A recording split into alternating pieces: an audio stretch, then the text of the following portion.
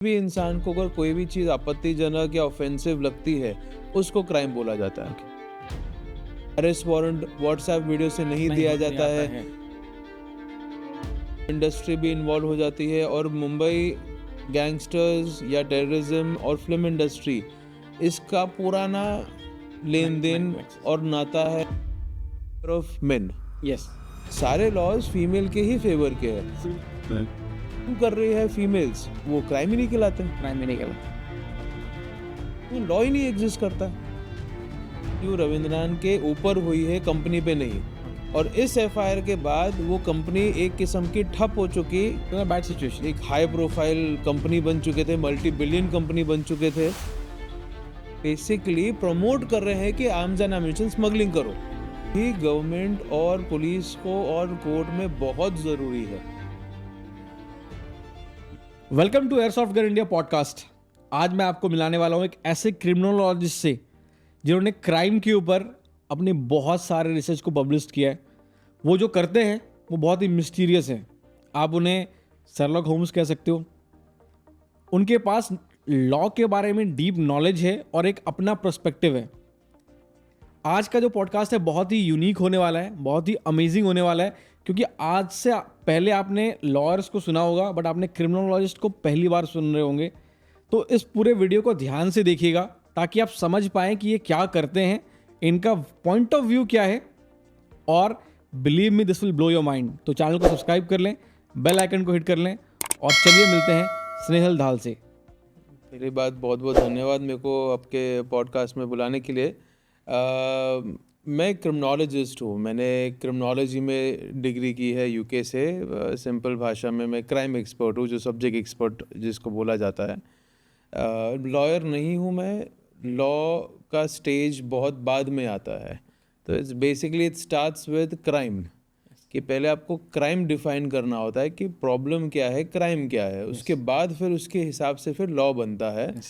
तो जो law follow करते वो लॉयर है, और क्राइम को डिफाइन करने वाला जो सब्जेक्ट एक्सपर्टीज लगती है वो वाला काम हम देखते हैं। तो हम we are more of a criminology firm. So you are a criminology firm. हाँ जी, criminology it's a very unique term. बहुत से कम लोगों ने इस वर्ड को सुना होगा। हाँ जी। क्रिमिनोलॉजिस्ट आई गेस फॉरेन में हो सकता है पॉपुलर हो, इंडिया में तो इंडिया में भी आ चुका है। पर मैंने जब किया था 20 साल, मेरी कंपनी 16 साल की ऑलमोस्ट होने को आ रही है।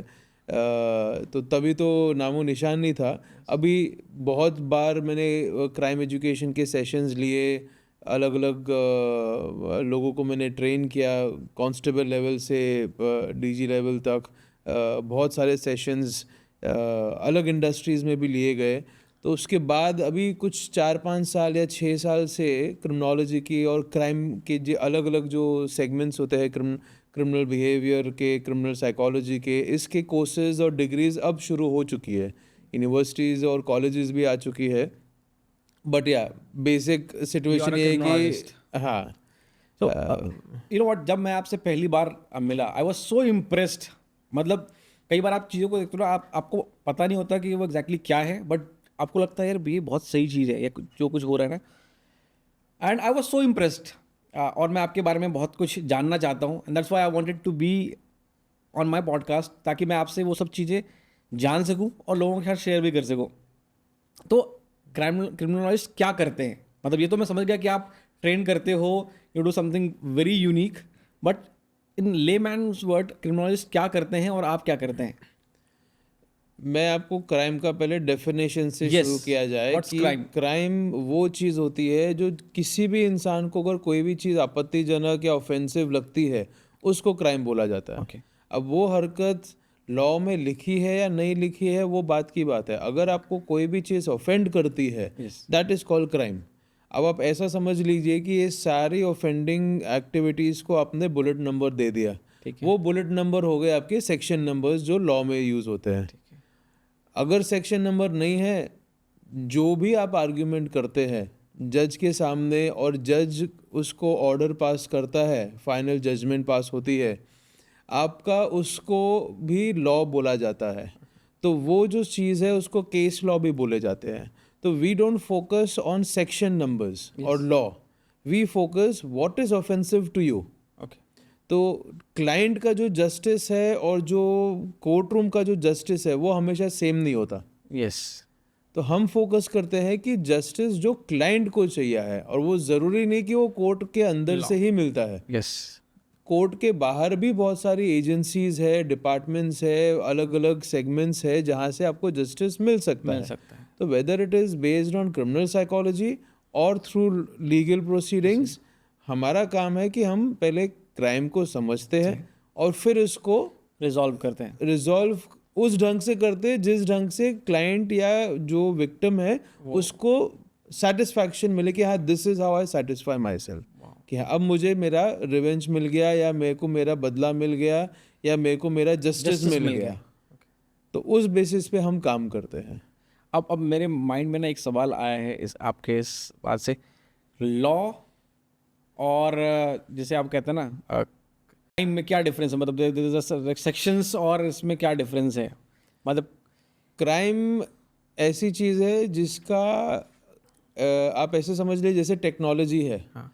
हर रोज़ टेक्नोलॉजी चेंज होती है, हर सेकंड टेक्नोलॉजी चेंज हो रही है पूरी दुनिया भर में, कोई ना कोई। जब हम बात कर रहे हैं और पता नहीं कितनी टेक्नोलॉजीज बन चुकी है, क्राइम भी वैसा ही है। अच्छा।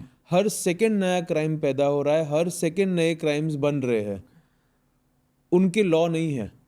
हाँ। आज की डेट में भी हजारों क्राइम है इंडिया में जिसका कानून ही नहीं है। तो जब कानून नहीं है तो कोई पनिशमेंट नहीं है। इट्स अ बेसिक फंडा, नो लॉ नो पनिशमेंट। अगर कोई लॉ ही नहीं है तो आप पनिश क्या करोगे? तो द इम्पोर्टेंट पार्ट इज कि पहले आपको उस पर्टिकुलर एक्टिविटी को क्राइम डिफाइन करना है कि ये क्राइम है, इसको मानो क्राइम, और उसके बाद फिर वो अगर सेक्शन नंबर नहीं है तो जज अगर समझ गया तो वो ऑटोमेटिकली हर ऑर्डर लॉ बन जाता है। That is why you refer court order as part of president. आपकी सर बातों से क्या लगता है, what you are doing is बहुत ही फ्यूचरिस्टिक है।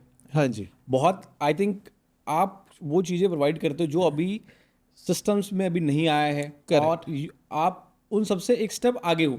करेक्ट। अब आप जो चीज़ें कर रहे हो उसके लिए हमारी पुलिस, हमारी जो भी इन्फोर्समेंट एजेंसीज है वो प्रिपेयर नहीं है, ठीक है? या मुझे लगता है कि उसके लिए रोज आपको ही उन्हें प्रिपेयर करना पड़ेगा। सो व्हाट डू यू सी, हमारी तैयारी कितनी है?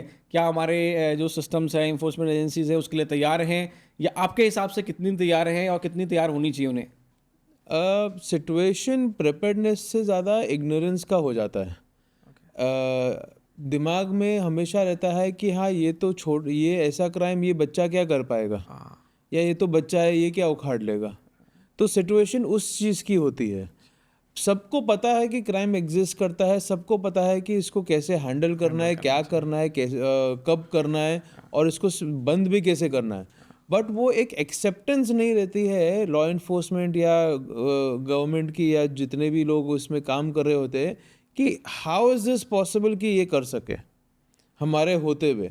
तो जब भी कोई एक एलिमेंट आ जाता है कि कोई भी लॉ इन्फोर्समेंट ये सोचने लग जाए कि हाँ, ये तो पॉसिबल ही नहीं है, ये इसकी उम्र नहीं है, या ये इतना कैपेबल नहीं है, तब प्रॉब्लम आती है, तब क्राइम बहुत बड़ा हो जाता है। तो you can not under estimate any one. हाँ, मतलब जिस चीज़ के तो लॉ बन गए हैं वो भी हम ढंग से इन्फोर्स नहीं कर पा रहे हैं। हाँ जी। What you are trying to say is कि भाई बहुत सी चीज़ें हैं जिस पे हमें काम करना चाहिए, हमें उसके लिए प्रिपेयर होना चाहिए, और हम उसके लिए प्रिपेयर बिल्कुल नहीं हैं। Correct.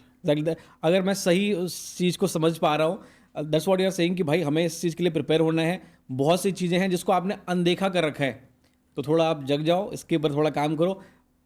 Correct me if I am wrong. Yes, इसी ढंग से। अभी जैसे हम अगर अभी इस समय हम पॉडकास्ट में बैठे हैं, इसके कोई लॉज है, एग्जिस्ट करते हैं, जहाँ पे प्लेटफॉर्म में यूज़ होगा, सोशल मीडिया में जाएगा, या कौन सी लोकेशन में। सोशल मीडिया के कितने लॉज एप्लीकेबल है? साइबर बोला जाता है साइबर, बट इस समय साइबर क्राइम के नाम पे डेबिट कार्ड और क्रेडिट कार्ड फ्रॉड के अलावा और कोई एरिया में एक्शन नहीं होता है। और इसमें भी अगर बजट ज़्यादा हो गया है फ्रॉड अमाउंट का, या बहुत सारे सेम टाइप के क्राइम हो रहे हैं, तब उसको एक रियलाइजेशन में माना जाता है।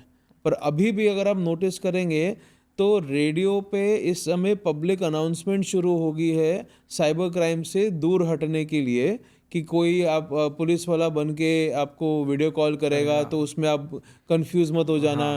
अरेस्ट वारंट व्हाट्सएप वीडियो से नहीं दिया जाता है, क्योंकि इसको स्टॉप करने के लिए कोई रेगुलेशन नहीं है।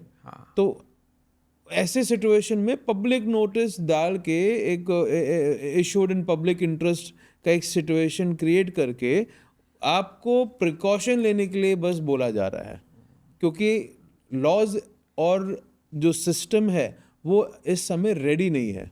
We are not ready. In short हम बात करें कि जो आप एक आईना दिखा रहे हो हमारे गवर्नमेंट को या हमारी सोसाइटी को या हमारी जो इन्फोर्समेंट एजेंसी के लिए, हम उतने प्रिपेयर नहीं हैं जितना जिस प्रिपेयरनेस की आप बात कर रहे हो, जिस चीज़ की आप बात कर रहे हो, हम उसके बिल्कुल आसपास भी नहीं है, अगर मैं सही समझ पा रहा हूँ। यस और प्रिपेयर क्यों नहीं है? क्योंकि एक्सेप्टेंस नहीं है। एक्सेप्टेंस हम इग्नोर कर रहे हैं। मेरे पास एक आपको छोटा सा उदाहरण देता हूँ। मेरे पास ऐसे इंटर्न्स और स्टूडेंट्स भी आ चुके हैं जो अंडर एज है और वो घर पे बैठ के भी एक्सप्लोजिव बना सकते हैं। 8-8, 9-9 साल के बच्चे हैं, होममेड एक्सप्लोजिव बना रहे हैं घर पे। कहाँ से इंफॉर्मेशन आ रही है? यूट्यूब से, ऑनलाइन से। डीप वेब नाम की चीज़ अगर आप पूछोगे किसी भी पुलिस स्टेशन में, उनको पता ही नहीं कि डीप वेब क्या चीज़ होती है। यस आप वेपन्स इस समय प्रिंट कर सकते हो। यस और 3D प्रिंटिंग से प्रिंट हो जाती है, उसके कोई रेगुलेशंस ही नहीं है। रेगुलेशंस तो छोड़ो, एक डमी वेपन, आपके एयरसॉफ्ट वेपन, ओरिजिनल वेपन और 3D वेपन, ये 4 कैटेगरीज भी एग्जिस्ट करती है, ये भी नहीं पता। तो जब कैटेगरी नहीं पता और उसका डिफ्रेंसिएशन नहीं पता, तो कोई ऑफिसर अगर चेक नाका में अगर कोई वेपन को रोक भी रहा है तो उसको पता कैसे चलेगा कि ओरिजिनल है डुप्लीकेट है? एग्जैक्टली उसको एजुकेशन तो चाहिए। अगर जनरल बेसिक ही इन्फॉर्मेशन ही, तो कहाँ से वो काम करेगा वो? सो पॉइंट ये है कि हम प्रिपेयर ही नहीं है उस चीज़ के लिए। जिस तरह की हमें तैयारी करनी चाहिए, हम उसके लिए प्रिपेयर ही नहीं है। Yes. और जो आपने वेपन के बारे में बात किया, दैट इज़ वेरी ट्रू। बहुत बार ऐसा होता है कि कोई आज से पहले, मतलब आज से कुछ साल पहले जो शूटर्स हुआ करते थे, जो ओलंपिक्स वगैरह में खेला करते थे, पुलिस उन्हें भी रोक करके बोलती थी, भाई तेरे पास ये क्या है, ये कौन सी वेपन है? आपने अगर तो किसी का थोड़ा बैकग्राउंड है शूटिंग में तो उन्हें तो पता है कि भाई शूटिंग है। जिन्हें पता ही नहीं है तो पहले मुझे लगता था कि वो जान के परेशान कर रहे हैं या हो सकता है, बट मुझे ऐसा लगता है कि वो उस चीज़ के लिए प्रिपेयर ही नहीं है। करेक्ट। और क्योंकि आप इस फील्ड से हो और आपको इसके बारे में डीप नॉलेज है, मतलब आप सब्जेक्ट मैटर एक्सपर्ट हो, मैं ये बोलना चाहूँगा। तो व्हाट्स द वे? क्या आपको लगता है, चलो प्रॉब्लम तो मैं समझ गया है ना, और मोटा मोटा सबको समझ में आ रहा होगा कि आप क्या बोलना चाह रहे हो, और ये बहुत बड़ा प्रॉब्लम है। अब इसे सॉल्व कैसे करें? हाउ डू यू थिंक, मतलब कैसे इसको सॉल्व करना चाहिए या कैसे सॉल्व होगा? इसका सॉल्व करने का बहुत आसान तरीका यही है कि आपको रेगुलर बेसिस पे क्राइम एजुकेशन के सेशंस बस लॉ इन्फोर्समेंट को नहीं देनी, जो लॉ इन्फोर्समेंट में आपके पुलिस या बाकी जो एजेंसीज आ जाती है, आपको जुडिशरी को भी देनी ज़रूरी हो गई है, क्योंकि जजेस भी इस समय प्रिपेयर्ड नहीं है कि ऐसे क्राइम एग्जिस्ट करते हैं। मैं नहीं मानता। डिनाइल में ही है। तो maximum amount of law enforcement and judiciary is under ignorance कि ये क्राइम कैसे पॉसिबल है। मान के राजी नहीं, मतलब ये तो अब मैंने कल के दिन मैंने अब तक तो सुना नहीं, पर मैंने अपनी तरफ से कल के दिन मेरे हिसाब से पहला केस कंप्लेन पुलिस में फाइल हुई है। हाँ। कि आदमी के ऊपर डोमेस्टिक वायलेंस होने के बाद हस्बैंड चाह रहा है कि डीएनए टेस्ट हो कि वो बच्चा है किसका, क्योंकि एक्स्ट्रा मैरिटल अफेयर जो वो लड़की कर रही थी, वो पति बगल में सो रहा है और वो सेक्स की बातें कर रही है अपने 4-5 अलग अलग बॉयफ्रेंड से। 4-5 साल की शादी में 500 बार झगड़े होंगे, माँ के घर गई होगी, पर तब तक उसने ऐसा कोई स्टेप नहीं लिया कि वापस से घर नहीं आई। अभी बच्चा हो गया, अब रिटर्न आने का नाम नहीं। तो सर्कमस्टेंशियल एविडेंस में सिचुएशन आ जाती है कि डीएनए टेस्ट करने की ज़रूरत है, क्योंकि अगर जैसे फॉरेन कंट्रीज में होता है कि बच्चे का बाप कौन है, वो डीएनए टेस्ट के ऐसे रियलिटी शोज बने हुए हैं। एग्जैक्टली। वो इंडिया में तो एग्जिस्ट नहीं करते। इंडिया को लगता है कि हाँ ये तो कम्युनिटी के अगेंस्ट होगा।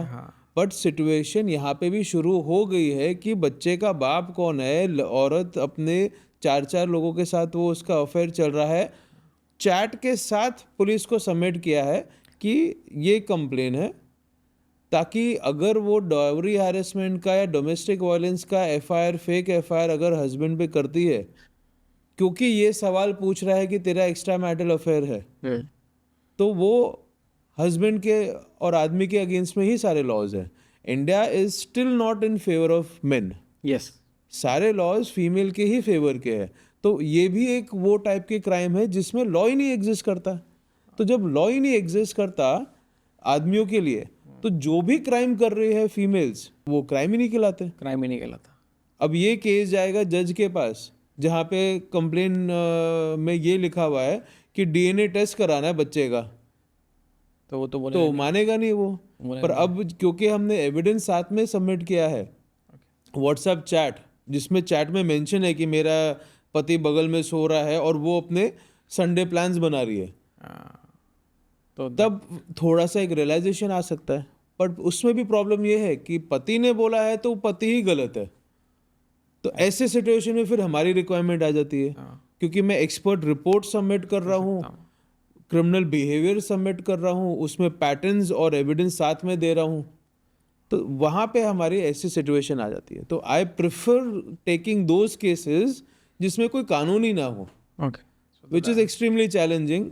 को हर कोई लेना नहीं चाहता वो cases. I think this is very unique cases. I guess आप जो चीज़ें कर रहे हैं वो हो सकता है आज से 50 साल बाद बाकी कंट्री में लोग ये कॉमन नॉर्म्स हो जाए. What you are doing is very futuristic, बहुत ही कमाल का है. हम वापस उसी सवाल पे आएंगे कि जैसा आपने क्राइम का बोला कि जो क्राइम का ना डेफिनेशन ही नहीं है, कुछ लॉज ही नहीं बने हैं, एंड आई एम श्योर कि इंटरनेशनल लेवल पे या पूरे दुनिया में रोज़ नए नए क्राइम्स हो रहे हैं. मतलब कुछ जैसे फ़ोन आ गया, अभी एआई से लोग क्राइम करना स्टार्ट कर देंगे, डीप फेक से करना स्टार्ट कर देंगे, और उसके लिए कोई कानून नहीं हमारे पास नहीं बना हुआ. जैसे वीडियो कॉल पे आजकल बहुत एक तो बहुत फेमस हो गया कि आपको अरेस्ट बोल रहे हैं, आप अरेस्ट हो गए एंड ऑल दैट, वो बहुत ज़्यादा पॉपुलर हो गया. आप उन सब चीज़ों पे भी काम करते हैं, और आपने बोला कि इसके लिए हमें रेगुलर ट्रेनिंग देना ज़रूरी है. और उसका प्रोसेस क्या होगा? How do you want to proceed? मैं आपसे इन जनरल पूछना चाह रहा हूँ कि आप कैसे प्रोसीड करना चाहेंगे.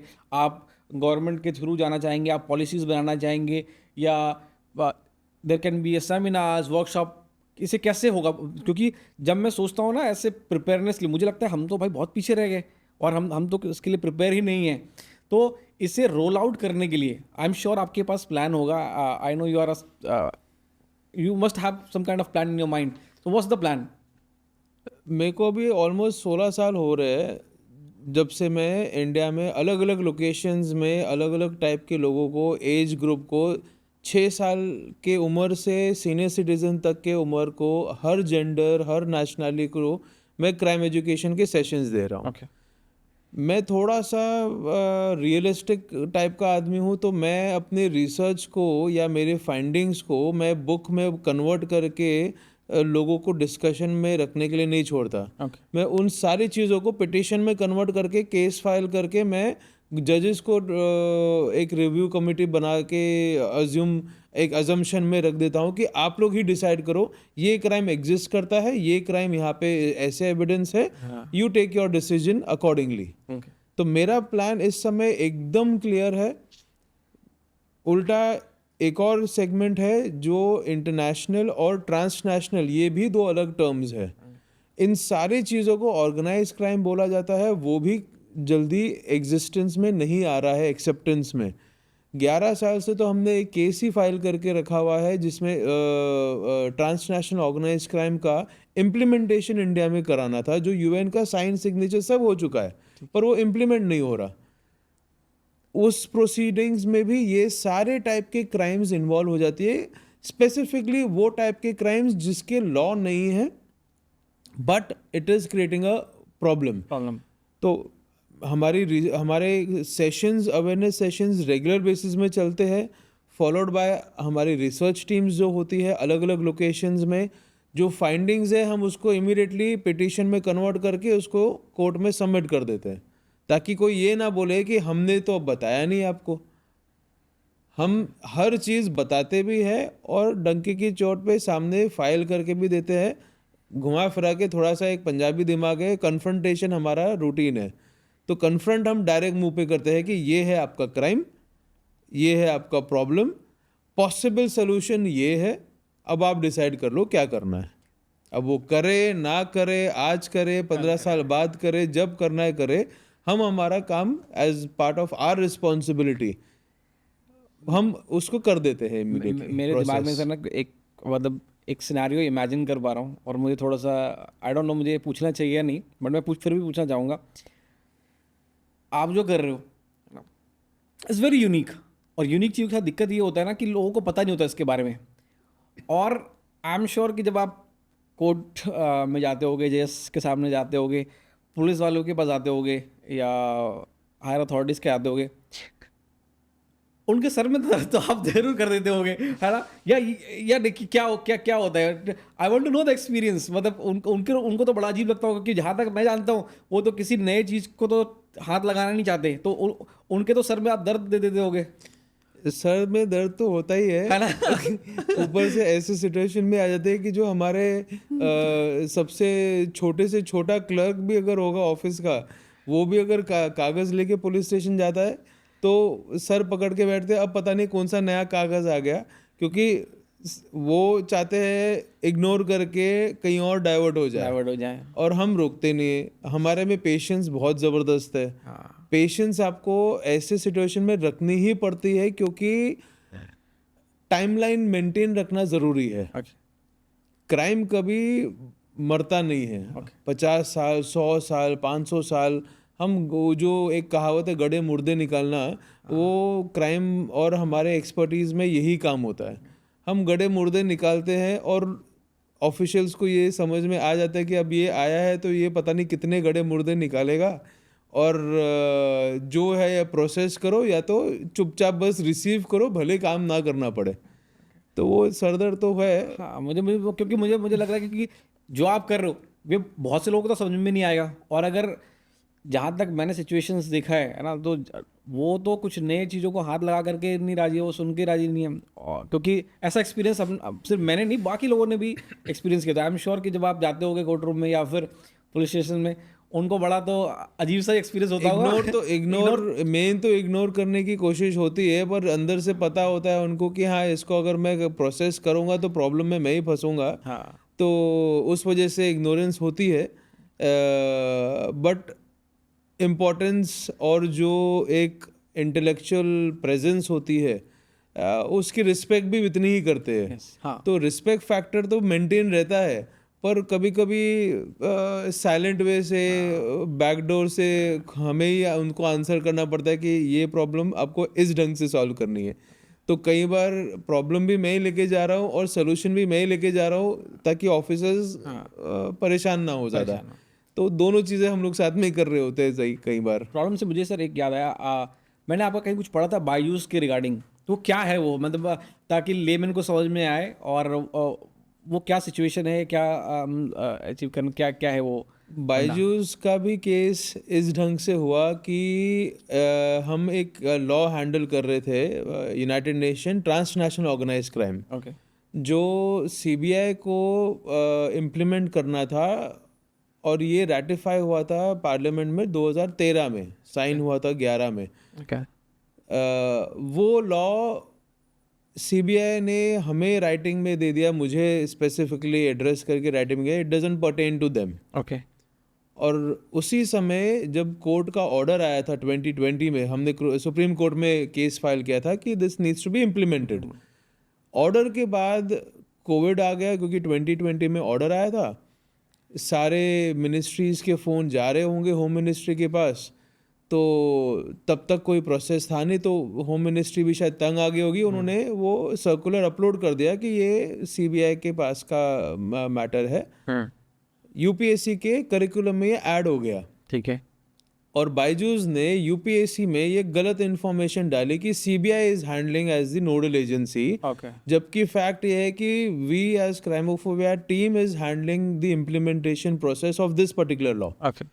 उसको हमने नोटिस भेजे बहुत सारे बार, ये डिस्कशन पुलिस के थ्रू हुई। वो अड़ियल बैठा रहा कि हम नहीं चेंज करेंगे। अब यूपीएससी के करिकुलम में है, it affects the national concern, it affects the national security, क्योंकि अगर ऑफिसर सारे ये इंप्रेशन में रहेंगे कि ऑर्गेनाइज क्राइम के सारे लॉ सीबीआई हैंडल कर रही जबकि वो नहीं कर रही है, तो ये बहुत गलत मैसेज पहुंचता है। उसके ऊपर फिर एफआईआर हमने प्रोसेस की। वो अलग बात है कि हमारी पहली एफआईआर थी जो बायजू रविंद्रनाथ के ऊपर हुई है, कंपनी पे नहीं। और इस एफआईआर के बाद वो कंपनी एक किस्म की ठप हो चुकी। Bad situation. वो लोग बहुत ज़्यादा ईगोइस्टिक माइंडसेट में थे। एक हाई प्रोफाइल कंपनी बन चुके थे, मल्टी बिलियन कंपनी बन चुके थे, और वो मल्टी बिलियन लिस्ट में घुस चुका था। तो ईगो जब किसी के सर पे चढ़ती है, उसी में उनको लगता है कि हाँ हमारा कौन क्या ही कर पाएगा। पर मे बी हमारे केस के बाद बहुत सारे लोगों को कॉन्फिडेंस मिला कि नहीं, इसको ये लोग गलत कर रहे हैं और इसको प्रोसेस करना ज़रूरी है। और कोइंसिडेंटली ये आप एक अजीब व गरीब चीज़ है कि जो ये लॉ इंडिया ने साइन किया था यूएन के साथ, उसमें money laundering, arms ammunition smuggling और ह्यूमन ट्रैफिकिंग की केस है। ट्रांसनेशनल ऑर्गेनाइज क्राइम में मनी लॉन्ड्रिंग के 500 केसेस के आसपास या कंप्लेंट्स इस समय बायजूस के ऊपर पेंडिंग चल रही है। वो खुद अब्सकॉन्डिंग होके वो इंडिया से भाग के वो इस समय इनडायरेक्टली बोलो या डायरेक्टली बोलो वो फ्यूजिटिव बन चुका है। हमारा और पुलिस को अच्छे से वो लोग ने मैनिपुलेट करके केस को क्लोज करने की पूरी कोशिश की, क्लोजर रिपोर्ट डाल के। उसके बावजूद भी हमने प्रोसेस कर करके सेशन कोर्ट के इसमें इस समय उसके ऊपर एक समन पेंडिंग चल रहा है कि he has to come and report to session court, क्योंकि इसमें भी इन्होंने मैनिपुलेशन किया। नाउ यू इमेजिन, ये एक और टाइप का क्राइम है जो एग्जिस्ट नहीं करता, पर अभी शायद ये केस लॉ बन चुका है। क्रिमिनल प्रोसीडिंग में जो अक्यूज है एफआईआर में, उसी को ही पुलिस स्टेटमेंट देनी होती है। ये एक स्टैंडर्ड प्रोटोकॉल है जो एक छोटे से बच्चे को भी पता है जिसका कुछ भी एनकाउंटर हुआ हो लॉ के साथ। सिविल प्रोसीडिंग्स में होता है कि आप अपने रिप्रेजेंटेटिव को, मैनेजर को, लॉयर को भेज सकते हो कि पुलिस ये अपना प्रोसीडिंग्स के लिए। मुंबई पुलिस ने या आरए पुलिस स्टेशन ने बायजूस के केस में जो अक्यूज वो है, उसके मैनेजर और लॉयर का पुलिस स्टेटमेंट लेके पूरी केस को क्लोजर में डाला। तो मतलब कल को दाऊद इब्राहिम बोले कि हाँ मैं भी मेरे मैनेजर को भेज देता हूँ, मेरी भी आप पुलिस स्टेटमेंट ले लो। ओसामा बिन लादेन जो भी मर चुका है वो भी अपने किसी को भेज दे। जितने आतंकवादी है, बड़े बड़े गैंगस्टर्स है, वो अपने मैनेजर्स को भेज दे कि चलो मेरी ये एफआईआर है, इसमें आप स्टेटमेंट ले लीजिए। Is this acceptable? No. This is what is happening in Byju's case. Wow. Very complicated. So, what you are doing ना ये बहुत ही अमेजिंग है, और इसके लिए आई गेस बहुत सारी टेक्नोलॉजी, बहुत सारा सब्जेक्ट मैटर जो है एक्सपर्टीज होना बहुत ज़रूरी है। अभी एआई, बिग डेटा, बहुत कुछ आ गया है। So how do Crimophobia use this? उसका क्या लेवरेज आप लोग लेते हैं and how do use them? AI तो एक ऐसी चीज़ है कि अगर आप वो आपको रिप्लेस नहीं करेगी, पर आपको अगर नहीं चलाना आता तब आप रिप्लेस हो जाओगे। जैसे आप कीपैड फ़ोन से टच पैड फ़ोन पे ट्रांसफ़र हो चुके, अब कीपैड फ़ोन एग्जिस्ट करते हैं नहीं करते हैं लोगों के दिमाग में बैठे ही नहीं है। उसी ढंग से एआई भी वैसा ही है, तो एक्सेप्टेंस आपको करनी ही पड़ेगी। हम बहुत ज़्यादा इंटेंसिवली उसको यूज़ करते हैं, लीगल प्रोसीडिंग्स में यूज़ करते हैं, उसको अंडरस्टैंडिंग लाने के लिए यूज़ करते हैं। यहाँ तक कि जो एआई के साथ बिग डेटा एक एलिमेंट है, it is extremely important to utilise AI for every kind of crime. क्योंकि आप अगर नहीं सीखोगे या लॉ इन्फोर्समेंट या जुडिशरी नहीं सीखेगी, बच्चे तो सीख ही रहे। हाँ, उनका लर्निंग कैपेसिटी तो सबसे ज़्यादा हाई है। अब मस्ती में भी अगर किसी बच्चे ने कोई क्राइम में यूज़ किया एआई को, it is close to impossible to understand it. Plus जितने भी प्रोसीडिंग्स थे डिजिटल एविडेंस के, एवरीथिंग इज़ नॉट वैलिड। आप इंसान की शक्ल के साथ आप वीडियो बना के, उसी की आवाज़ में वीडियो बना के आप उसको एविडेंस, फेक एविडेंस आप प्रोवाइड करके डाल दो, पुलिस को या जज को अगर उनके पास अप्रोप्रिएट ट्रेनिंग नहीं है कि ये फेक हो सकता है, तो how can someone stop that? No. उस वजह से एआई की ट्रेनिंग भी गवर्नमेंट और पुलिस को और कोर्ट में बहुत ज़रूरी है, क्योंकि जो एविडेंस उनके सामने प्रेजेंट किया है, भले वो एक हैंड रिटन डॉक्यूमेंट हो या आपका printed document, signatures, voice recording, call recording, call history, video recording, हर सिचुएशन में एआई यूज़ हो रहा है। और बच्चे कर रहे हो, बच्चे कर रहे हैं, और उसका हमारे पास कुछ भी प्रिपेयरनेस तो है ही नहीं। प्रिपेयरनेस होने के बावजूद भी एक्सेप्टेंस नहीं है। हर चीज क्राइम में बॉयल डाउन्स टू एक्सेप्टेंस। अगर आप में एक्सेप्टेंस ही नहीं कि ऐसे कैसे हो सकता है, तो आप कुछ मान ही नहीं सकते, आप कुछ कर ही नहीं सकते। सर अभी आपने जब बातें बताई उसमें से there was a term called transnational organised crime या क्राइम, तो वो होता क्या है, जस्ट फॉर लेमन?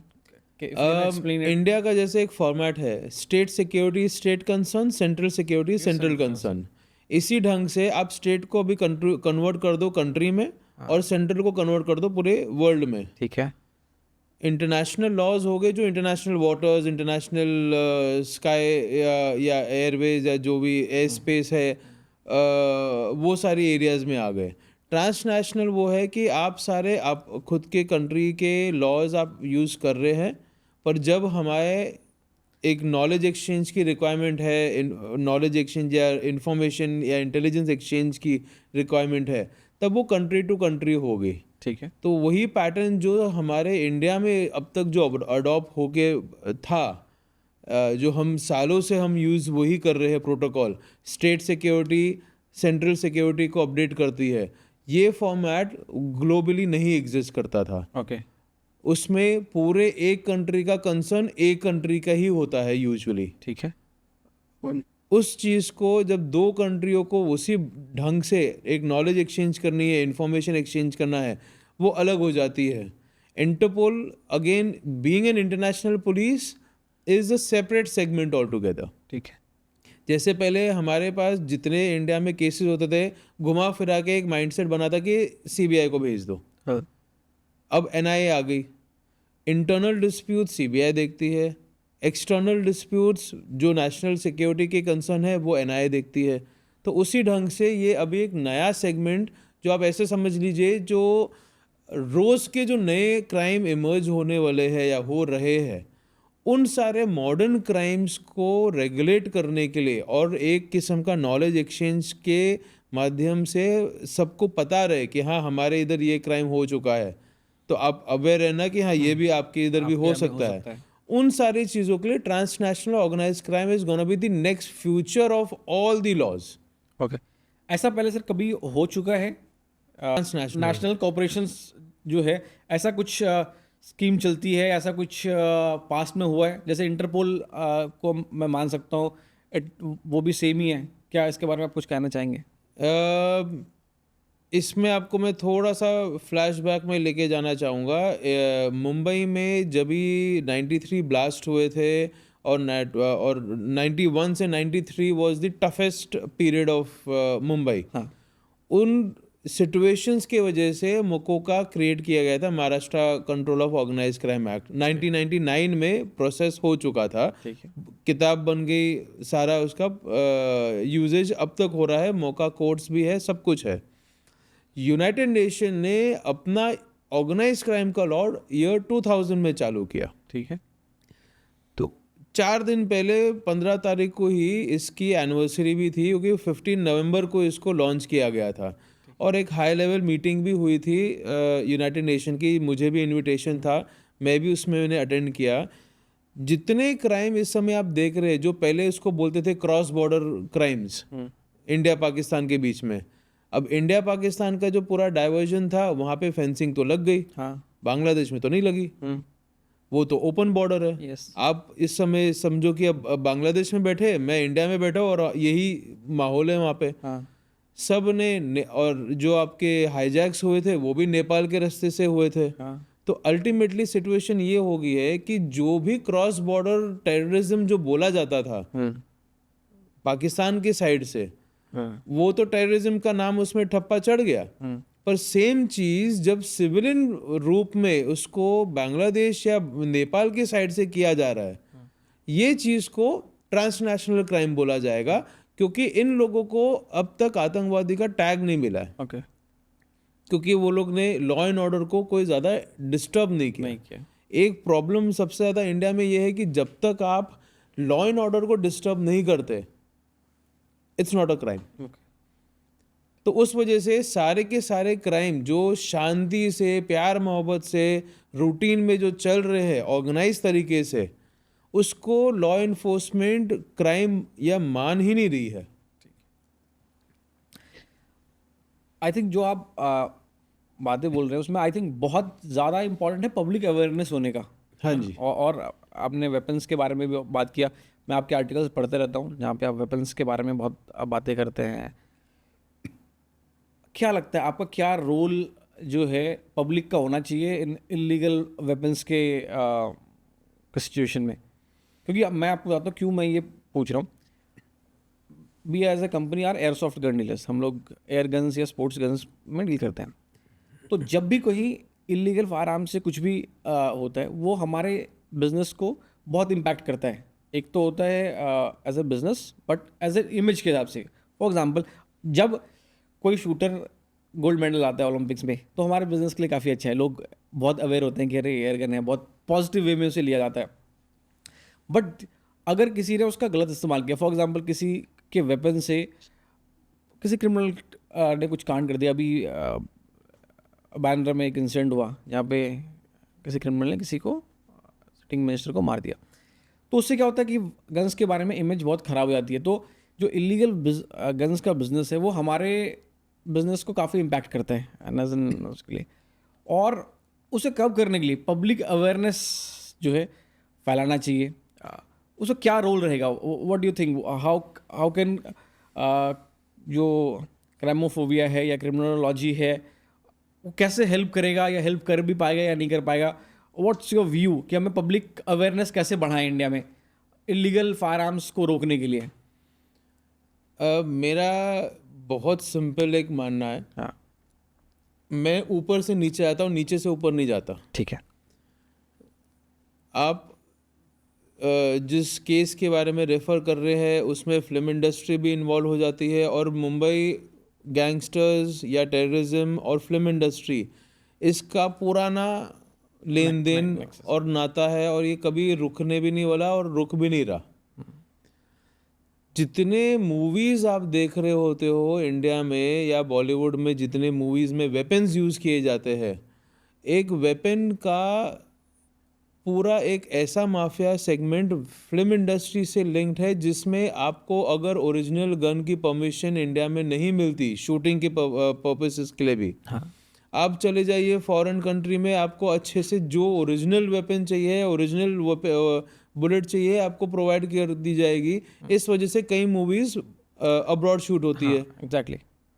ये बेसिक फैक्ट हम इंडियंस को अच्छे से पता है, या जो भी बॉलीवुड में है या फिल्म मेकिंग में उसको अच्छे से पता है। ये भी चीज़ यूनाइटेड नेशन को नहीं पता कि स्मगलिंग आर्म्स एंड एम्युनिशन की फिल्म इंडस्ट्री के थ्रू भी होती है। This basic information is also not in front of the UN. ये चीज़ भी मुझे यूएन को भी, मुझे जो हमारे कॉन्फ्रेंसेज होते हैं रेगुलर बेसिस पे ऑर्गेनाइज क्राइम और ट्रांसनेशनल ऑर्गेनाइज क्राइम के, मुझे उनको भी एडुकेट करना पड़ता है कि इंडिया तो छोड़ो, आपके कंट्री वाले इंडियन फिल्म इंडस्ट्री को इनवाइट कर रहे हैं और उस बेसिस पे वो बेसिकली प्रमोट कर रहे हैं कि आर्म्स एंड एम्युनिशन स्मगलिंग करो। यस, मैंने आपका एक रिपोर्ट देखा था, स्पेशली एक वीडियो आपने बनाया था बहुत कमाल का। आई गेस हम उसका लिंक जो है नीचे डिस्क्रिप्शन में डाल देंगे, ताकि क्योंकि वो एक बड़ा लंबा सब्जेक्ट है and that is very important. मतलब वो नॉर्मल लोग उस तरह से सोच भी नहीं सकते। What I respect about you कि आप उस तरह से सोचते हो जिस तरह से नॉर्मल पब्लिक नहीं सोचती है। जैसा कि आपने बोला ना, लोग उल्टा सोचते हैं। आपके सोचने का तरीका बहुत ही यूनिक है। एंड वो फिल्म आई गेस पता नहीं कितने लोगों ने देखा है, बट उसको देखने के बाद आपका जो पर्सपेक्टिव है ना, जो इस वीडियो को देखेगा मुझे लगेगा अगर ये बंदा बहुत ही स्मार्ट है एंड इट्स वेरी कमेंडेबल। मतलब मैं आपसे इनफैक्ट पूछने वाला था क्या मैं उस वीडियो को अपने चैनल पे डाल दूँ, फिर मुझे लगा कि यू नो फिर आता है IPN and everything, but that was amazing. मतलब मैं पर्सनली आपको जो है उसके लिए बहुत थैंकफुल हूँ, क्योंकि होता क्या है कि हमारे बिजनेस के लिए इट्स वेरी इंपॉर्टेंट कि इसका कोई मिसयूज़ ना करे, and it's very important for image, जैसे मैं बात कर रहा था, और अवेयरनेस के लिए बहुत ज़्यादा इंपॉर्टेंट है, क्योंकि जब तक लोग अवेयर ही नहीं होंगे और उसको अवेयरनेस को कैसे क्रिएट करें ये हम जूझ रहे हैं, है ना। जैसे हमारी ऑफ कैमरा भी काफ़ी डिस्कशन हुआ था कि हम भी स्ट्रगल कर रहे हैं, हमसे करे तो करे क्या। और मैंने आपसे पूछा, जैसे आपने बोला ना कि नाका पे किसी ने रोक लिया तो उसे एक्सप्लेन करने के लिए ही उसको टाइम जाएगा। उसका नेक्स्ट सवाल मेरा ये, उस क्या करना चाहिए कि हमारे इंडिया में उसका एक अवेयरनेस हो। इंडिया क्या, मुझे लगता है इंटरनेशनली जो है एक अवेयरनेस फैले। जैसे फॉर एग्जांपल कुछ जगह पे है, जैसे USA है, वहाँ there is a different kind of identification mark, Turkey में एक डिफरेंट आइडेंटिफिकेशन मार्क है, डिफरेंट रूल है। उसको कैसे कैसे किया जाए इंडिया में? मेरा मेन रीज़न फिल्म इंडस्ट्री के आर्म्स एम्युनिशन स्मगलिंग UN को नहीं पता या UN के रिलेटेड लोगों को नहीं पता, ये बताने का कारण ये था कि जो इंडिया के भी जो लॉ इन्फोर्समेंट के जो लोग हैं उनको ख़राब फील नहीं होना चाहिए कि हाँ मेरे को कुछ नहीं पता, मैं ऐसा क्यों किसी को बताऊं। हाँ, सबसे बड़ा प्रॉब्लम वहाँ पे आ जाता है कि तू मुझे सिखाएगा, हाँ, मेरा इतना एक्सपीरियंस नहीं जितना तेरी उम्र है। ये जो एक सिचुएशन जो क्रिएट हो जाती है वहाँ पे सबसे ज़्यादा प्रॉब्लम होती है।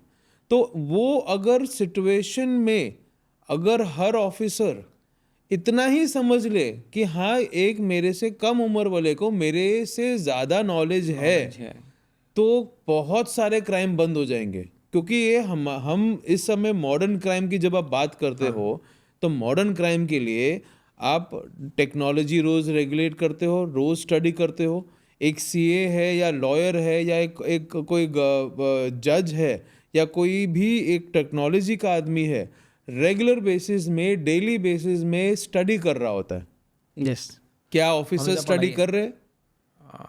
I don't think so. क्या वो जनरल नॉलेज के लिए न्यूज़पेपर भी रेगुलरली पढ़ रहे हैं? क्या लैंग्वेज बेस्ड न्यूज़पेपर्स इस टाइप के क्राइम को लिख भी रहे हैं? प्रॉब्लम वहां से आती है। आई थिंक तो अवेयरनेस ये बहुत जरूरी है। अवेयरनेस अब उल्टा इस समय कल ही मैं ये साबरमती रिपोर्ट की मैं मूवी देख के आया हूँ। It is completely journalistic based. 5 साल तक न्यूज़ एग्जिस्ट ही नहीं करती थी कि वो एक्सीडेंट नहीं, वो एक प्लानिंग थी, ऑर्गेनाइज्ड वे में ऑर्गेनाइज्ड क्राइम था। वो 2002 में ऑर्गेनाइज क्राइम हुआ, पर उसका डेफिनेशन उस समय नहीं था, जबकि उसका डेफिनेशन महाराष्ट्र में था। तो उस वजह से उसको डिफाइन ही नहीं किया गया ऑर्गेनाइज क्राइम में। 5 साल बाद उसको मान्यता मिली कि हाँ इसमें डिस्कशन हो कि ये सच में एक्सीडेंट था या ये ऑर्गेनाइज क्राइम था। तो यहाँ से सिचुएशन क्रिएट होती है कि you just need to have an acceptance कि नॉलेज एग्जिस्ट कर रही है मार्केट में। आपको वो बोलते हैं, एक हिंदी में कहा होता है, बगल में छोरा दुनिया में ढिंडोरा। तो हम एक किस्म का यही फेस कर रहे हैं। भले आपका बिजनेस हो या हमारा बिजनेस हो, we have to keep on educating. It might sound कि you're advertising about the crime, but घुमा फिरा के एक टूथपेस्ट वाला भी रोज एडवर्टाइजमेंट कर रहा होता है। सबको तो पता ही है कि हाँ कोलगेट या कौन सी पेस्ट क्या है, पर करना पड़ता है एडवर्टाइज। दैट इज बिकॉज आपके दिमाग में जब तक रजिस्टर नहीं होता तब तक वो आप उसको मानते ही नहीं हो।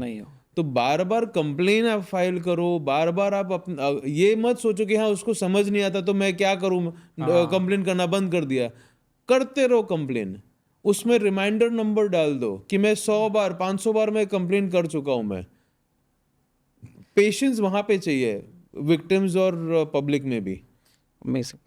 जो आप कर रहे हो सर ये बहुत ही कमाल का है एंड इट्स वेरी इंस्पायरिंग। खास करके हो सकता है कुछ लोगों को समझ में ना आए, हो सकता है आपका जो विज़न है कुछ लोगों को जो है उससे डायरेक्ट टच ना हो कई लोग को, क्योंकि मैं कुछ लोगों से मिला हूँ तो वो उसको कंफ्यूज रहते हैं इस मामले में कि आप क्या करना चाह रहे हो, एंड मुझे लगता है कि आप जो कर रहे हो that is very unique and very defining. तो how do you see a future of Crimophobia and criminology India में और एट अ ग्लोबल स्केल?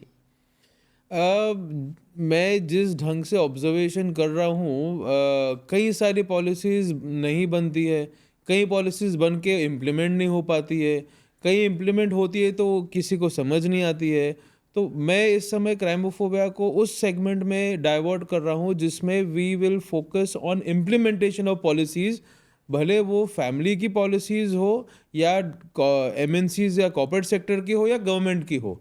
तो our focus is specifically to convert our entire business from being a service provider for law and mental health care to implementation of the policies, जिसमें हम governments को और companies को train करेंगे कि आपकी जो पॉलिसीज़ है जिसको आपने माना है कि क्राइम इसको बोला जाए या इसको इसमें सिक्योरिटी ऑडिट या लीगल ऑडिट करके इसको आपने एक फ्रेमवर्क बनाया है, उस चीज़ को इम्प्लीमेंटेशन करने के लिए वी आर नाउ रेडी.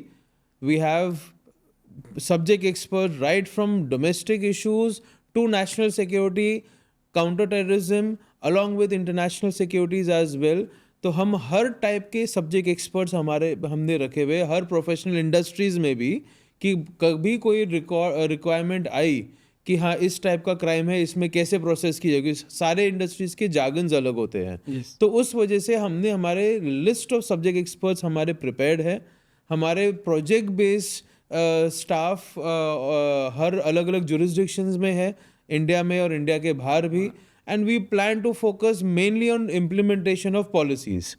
सो अभी आप पूरा जो फोकस्ड है आप पॉलिसी मेकिंग पे, पॉलिसी मेकिंग और पॉलिसी इम्प्लीमेंटेशन, आई थिंक ये बहुत इंपॉर्टेंट है. दोनों चीजें इंपॉर्टेंट है.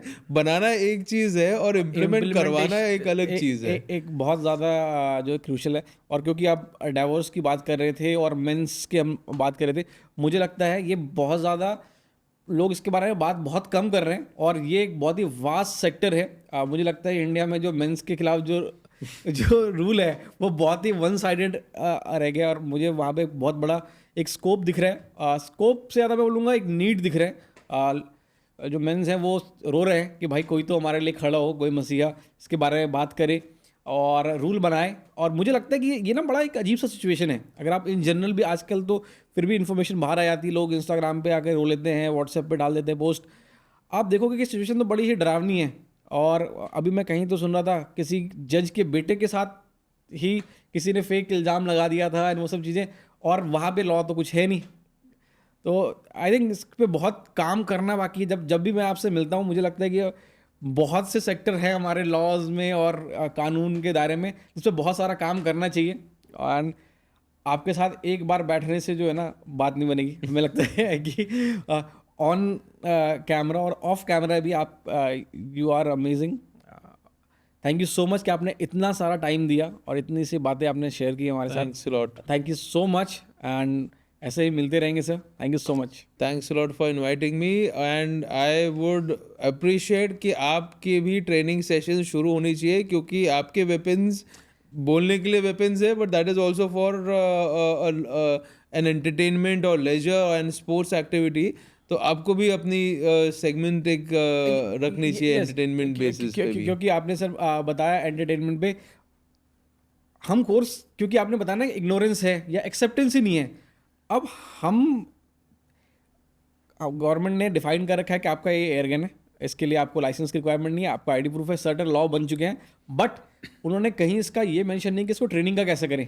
तो अब हम सोचते हैं अरे अरीना खोलें. अरीना जब हम करते तब तक तो ईजी है, बट जैसे फॉरेन के कंट्रीज़ में होता है आप इसे ट्रेनिंग भी दे सकते हो फॉर अ सेफ्टी. तो हमारे यहाँ पे कुछ क्लियरली डिफाइंड नहीं है, और क्योंकि डिफाइंड नहीं है तो पॉलिसीज़ नहीं है, पॉलिसीज़ नहीं है तो इम्प्लीमेंटेशन नहीं है. एंड इसीलिए मुझे आप बहुत पसंद हो, क्योंकि आप इस सब के बारे में एटलीस्ट बात कर रहे हो. दैट्स वेरी इंपॉर्टेंट कि एटलीस्ट कोई बात तो कर रहा है, कोशिश तो कर रहा है. देयर इज समवन, और आपके ऐसे लोग बहुत कम हैं. I will be very Frank, है ना, आप जैसे लोग बहुत कम हैं जो, और ये सिर्फ इस मैटर की बात नहीं कर रहा हूँ, बाकी सब चीज़ें, इसलिए मैंने वैल्यूज़ के बारे में बात किया. बहुत सी चीज़ें ऐसी हैं जिसके बारे में कोई बात ही नहीं कर रहा, या एक होता है ना कि क्लियर किसी का विजन ही नहीं है, कोई एक सर्टन, तो आप ये कर रहे हो तो आप बहुत ही ना इंस्पायरिंग हो. थैंक यू सो मच कि आपने टाइम निकाला. और पर उसमें मैं एक चीज आपको बोलना चाहूंगा कि जब तक कोई चीज का रेगुलेशन नहीं है आप तब तक आप शुरू कर सकते हैं, क्योंकि आपको ना, अगर आपको करने का रेगुलेशन है तो आपको रोकने का भी रेगुलेशन है। एग्जैक्टली। तो उस बेसिस पे आपका वो केस स्टडी बन जाएगा। केस स्टडी प्रैक्टिकली जब किसी गवर्नमेंट ऑफिशियल के सामने रहता है तब वो कंसिडर कर सकते हैं। अगर आप नहीं करेंगे तो कुछ भी नहीं है, वैसे कुछ भी नहीं है। तो उस वजह से I would encourage you to start immediately. Yes, so hopefully क्योंकि आपने यू आर वेरी इंस्पायरिंग और आपने बोला है तो will definitely work on it और उसे जल्द से जल्द इम्प्लीमेंट करते हैं। Sure. Thank you so much sir. Thanks a lot for inviting me. Thank you so much sir. Thank you.